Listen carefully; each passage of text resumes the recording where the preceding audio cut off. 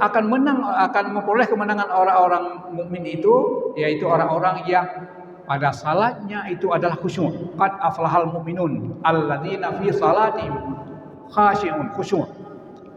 Bukan salat sembarang salat, tapi salat yang khusyuk.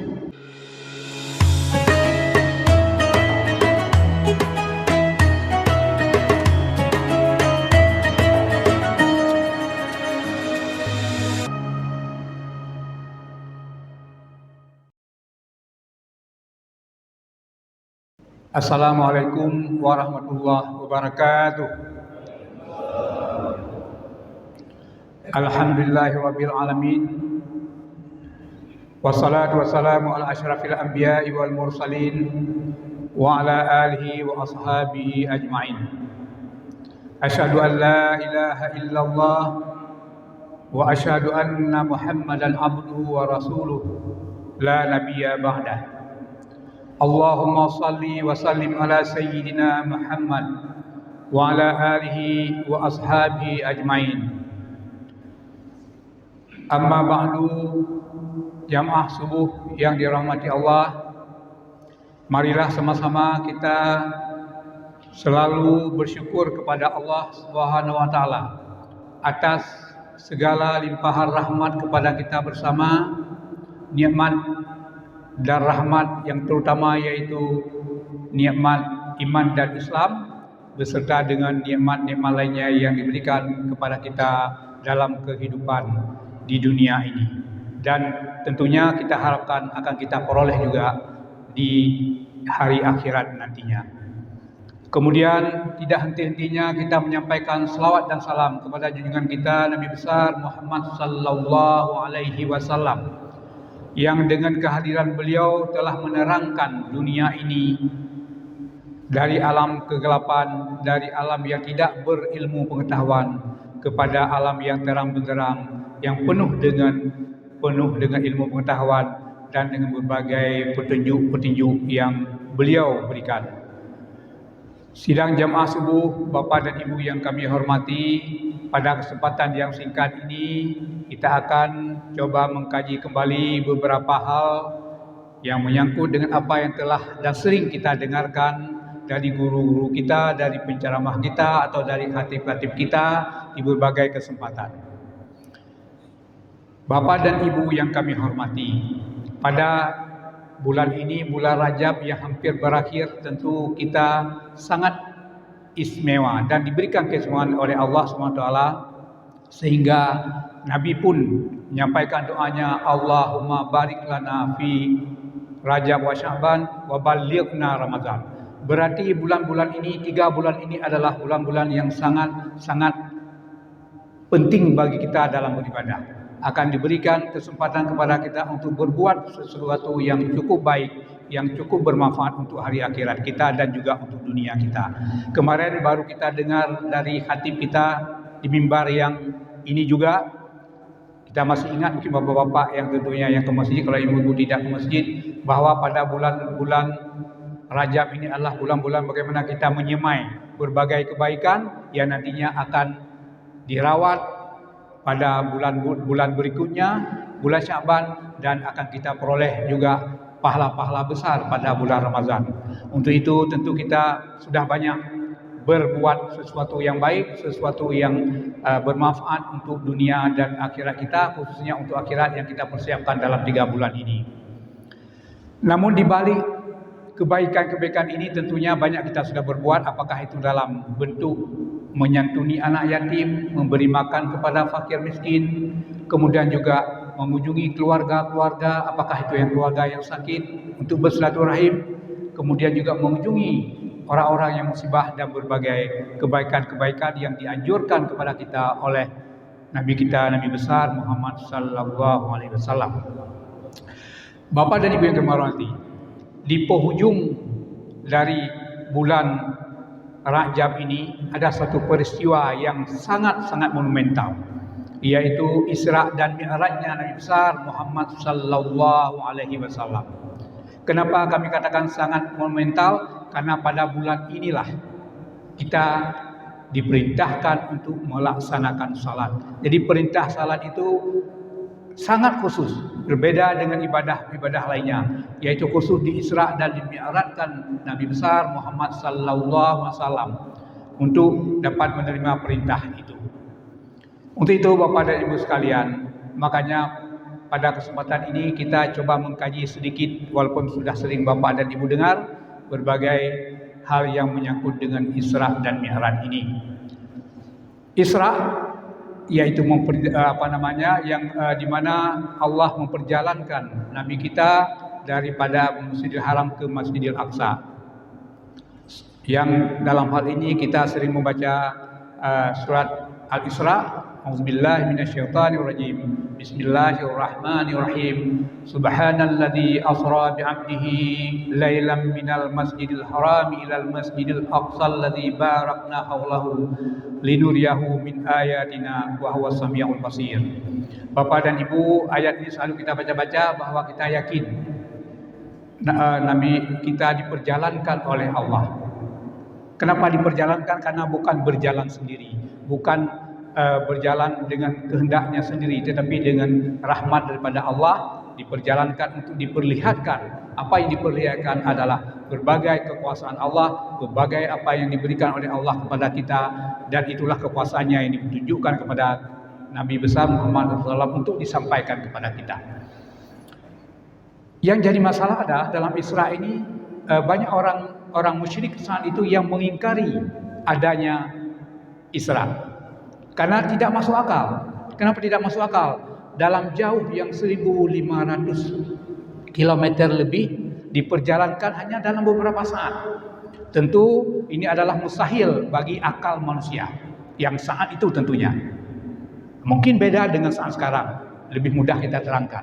Kenapa? Saat itu orang berjalan memakai kuda, memakai unta dan seterusnya. Tapi hanya diperjalankan dalam beberapa jam, beberapa detik. Kemudian dengan berkembangnya ilmu tentunya pada saat sekarang orang dapat sedikit membayangkan. Ya sering dicontohkan oleh penceramah-penceramah kita, misalnya seekor kutu yang hinggap di satu pesawat, kemudian dia berjalan dari Surabaya ke Jakarta, kemudian balik lagi, dia menceritakan kepada temannya, tentu tidak akan masuk akal. Kenapa? Karena untuk binatang itu tidak masuk akal. Kok ada kamu bisa jalan ke sana Surabaya Jakarta hanya dalam beberapa jam? Tentu tidak masuk akal. Tapi untuk sekarang mungkin lebih mudah kita terangkan. Apalagi dengan kekuasaan Allah. Kalau itu hanya kekuasaan manusia, dengan kekuasaan Allah tentunya akan dapat lebih mudah untuk itu. Untuk kekuasaan Allah tentunya semuanya bisa terjadi. Itu yang harus kita imani. Dan salah satu rukun iman adalah kita percaya kepada yang gaib. Karena yang gaib itu tentunya belum tentu akan dapat dicerna pada akal manusia dan tidak akan dapat dicerna pada suatu saat. Bisa saja pada suatu saat yang lainnya. Nah, misalnya dalam ayat-ayat yang lainnya kita lihat misalnya bagaimana bertemunya dalam surah Ar-Rahman, bertemunya antara air yang berbeda warna, air asin dengan air tawar. Tentunya kita sebelumnya tidak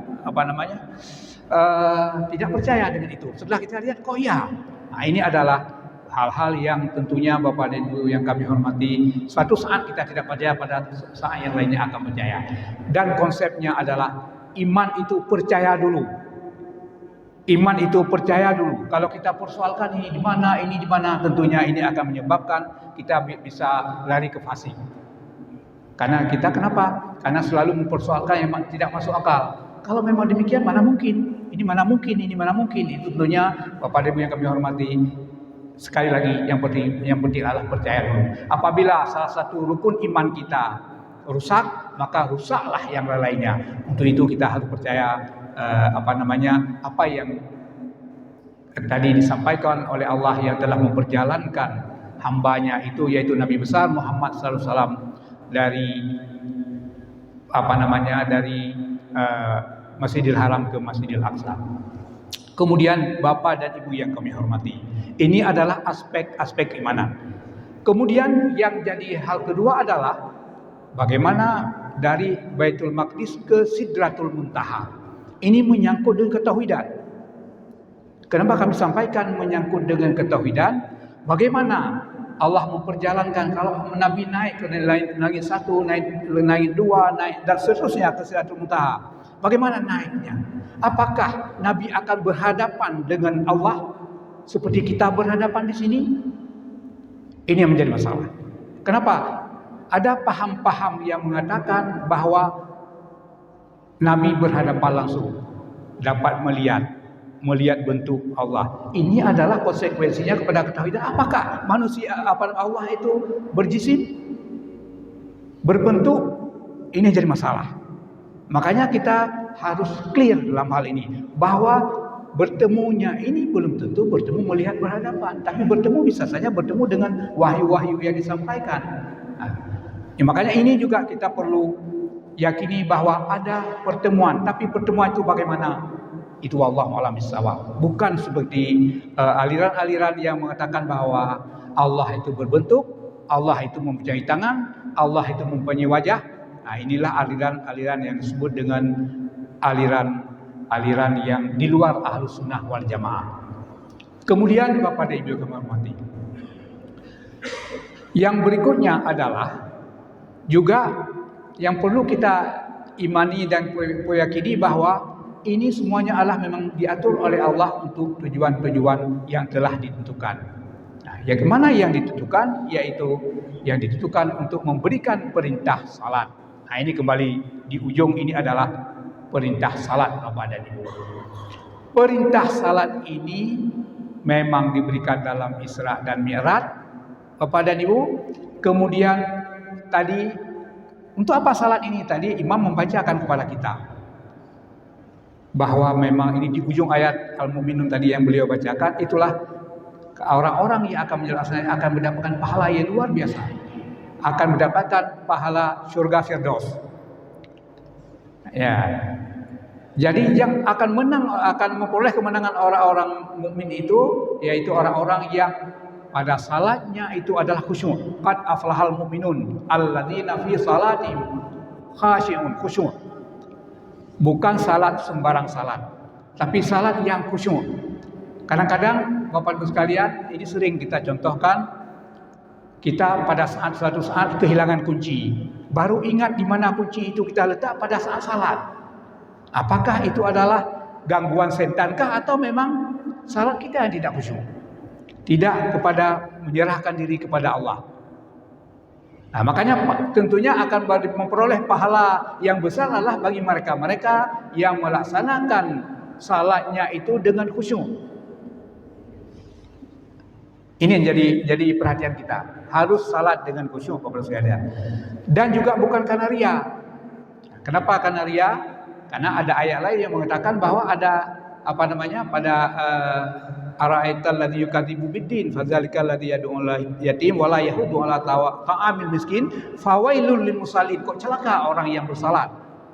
Alladzina hum an salatihim sahun walladzina ara'aital ladzi yukadzibu biddin fadzalikal ladzi yad'ul yatim wa la yahuddu 'ala ta'amil miskin fawailul lil musallin alladzina hum an salatihim sahun alladzina hum yura'una wa yamna'una al-ma'un. Jadi orang-orang yang celaka itu adalah orang-orang yang salat itu untuk riya, diperlihatkan kepada orang lain. Maka dia sembahyang hana mangat kalau ditempuh. Ini kan itu adalah bukan karena Allah. Salat bukan karena Allah, tetapi karena hana mangat. Hana mangat di pulau rumah lu totai ke masjid hana mangat. Itu adalah niat kita sudah salah. Jadi kalau niat sudah salah, bukan lillahi ta'ala, bukan karena memenuhi perintah Allah, maka semua yang kita kerjakan itu adalah akan sia-sia. Kesia-siaan itu tentunya akan membawa malapetaka bagi kita. Kita melaksanakan salat tetapi tidak mendapatkan pahala. Kita melaksanakan salat tetapi tidak akan memperbaiki karena kita. Karena katanya kenapa? Untuk apa salat? Adalah salat itu mencegah daripada perbuatan keji dan mungkar. Tetapi kita sudah salat kok tidak tercegah juga untuk perbuatan keji dan mungkar. Itu tadi. Untuk apa kita salat? Niatnya sudah tidak benar. Kita sudah berniat karena hana mangat hana ikala itu pu. Pualamnya itu pernikahan hana ngajak masjid aku tempuh hana agak kita kapinya kan kalau niat-niat yang salah. Itunya maka Bapak sekalian niatnya kita harus bersihkan bahwa niat kita itu memang lillahi ta'ala karena perintah Allah. Kemudian berikutnya tadi imam membacakan bahwa khusyuk. Orang-orang yang menang adalah orang-orang yang salatnya khusyuk. Kenapa kita tidak khusyuk? Nah, ini menjadi masalah. Karena kita tidak khusyuk karena tidak tahu hakikat daripada salat itu apa.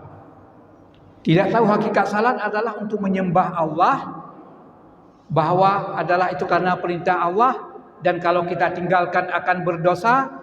Nah, ini yang tidak hakikatnya.